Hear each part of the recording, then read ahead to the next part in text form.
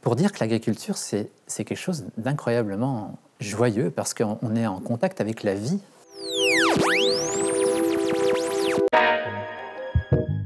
Merci de me recevoir, Ludovic Gros, paysan boulanger, meunier vigneron. On est installé depuis 27 ans maintenant sur une petite ferme avec 4 hectares de blé de variétés anciennes, 5 hectares de vignes avec 7 cépages différents et une envie de continuer avec la banane le matin quand on se lève parce qu'on a plein d'enjeux. Oui, on se lève avec la banane pour imaginer la suite, pour aller dans une forme d'utopie. Et surtout, j'ai envie de dire, à contresens d'une agriculture toujours plus grande et avide de gagner plus, on va le dire comme ça. Voilà, nous on reste petits, c'est un vœu, mais on a envie de garder ce plaisir d'aller au travail. Ouais. On n'est pas forcément engagés, militants, on est peut-être juste des citoyens. On avance à notre façon, avec nos utopies, nos croyances. On a le courage de nos convictions.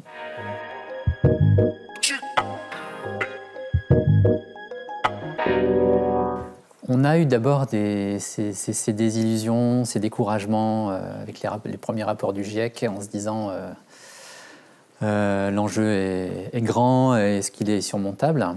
Et en tournant les choses un peu... En regardant les choses différemment, on se dit qu'à nous d'être acteurs, d'imaginer techniquement des solutions. On n'est pas des grands militants, mais on aime être acteurs. C'est-à-dire qu'on s'implique beaucoup dans le changement de notre microcosme et ça nous donne de l'espoir.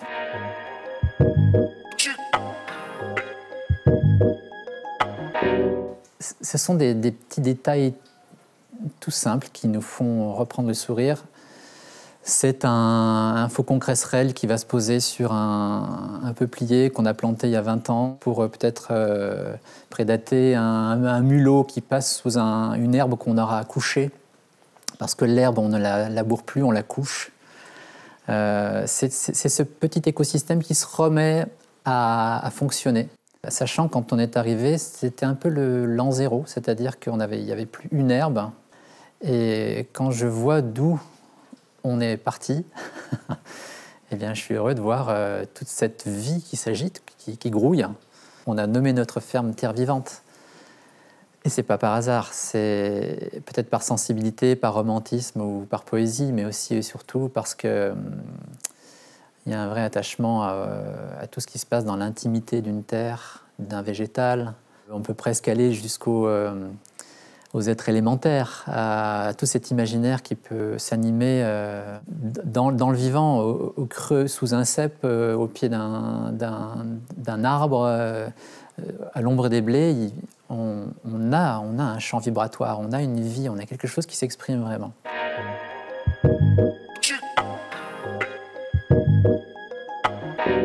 L'industrie chimique, elle a effectivement tué beaucoup du vivant, mais elle a aussi fait s'éteindre beaucoup de savoir humain. Mais ce savoir humain, il est enfoui, à nous de le retrouver, de le comprendre peut-être mieux. Pourquoi les anciens mettaient des arbres dans les champs, dans les vignes? Ce n'était pas seulement pour peut-être se nourrir d'autre chose que du blé ou du raisin, mais c'est aussi, et surtout aujourd'hui on le comprend, par les interactions entre l'arbre et la plante. Parce que scientifiquement, aujourd'hui, on sait prouver que les mycorhizes d'un arbre peuvent être connectés aux mycorhizes d'une vigne, par exemple. Et à ce moment-là, ils vivent en bonne entente. De ce fait, ils sont plus résistants aux parasites. Et de ce fait, le paysan vit mieux de son métier aussi. Donc il y a une vraie dépendance, collaboration avec les éléments de la nature que les anciens avaient bien compris, qu'on a très vite oublié avec le plan Marshall au début, et puis toute l'industrie et le lobby du pétrole. Ouais.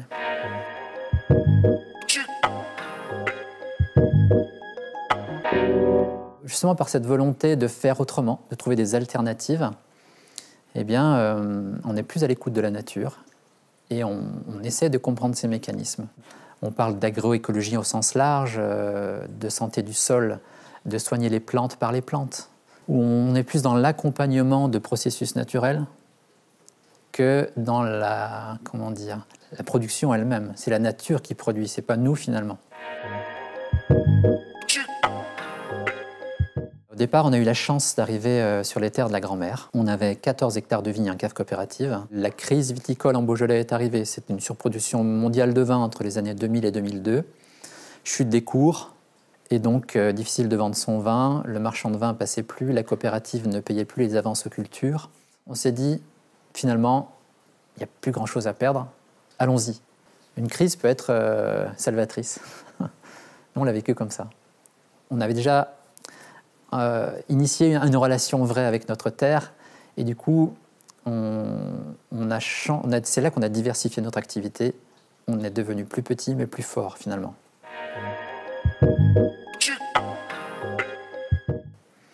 Alors, économiquement, il faut être sincère, ça n'a pas toujours été facile. On a toujours été à flot, on va le dire comme ça, avec des moments de doute quand même dans ces transitions, parce que quand on part d'un domaine en chimie et qu'on veut progressivement aller vers des choses beaucoup plus naturelles, forcément, la nature, elle réagit aussi, c'est-à-dire qu'elle va devoir s'adapter. Un enracinement de vigne va changer, donc les rendements vont changer aussi, vont baisser. Et à ce moment-là, on vend moins de volume.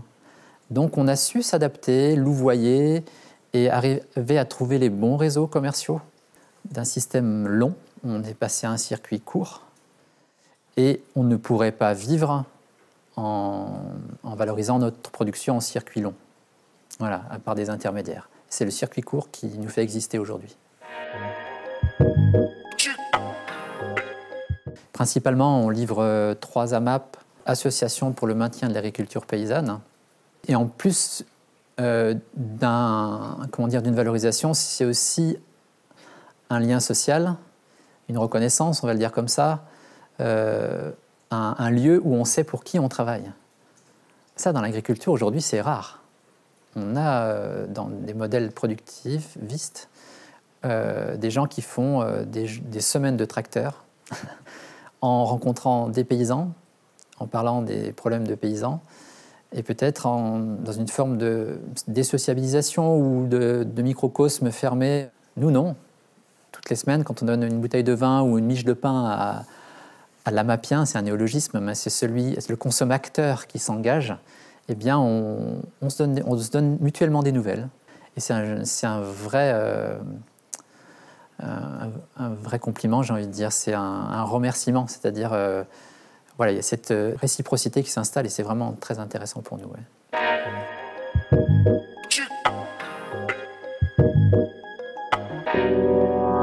Moi, j'en suis certain.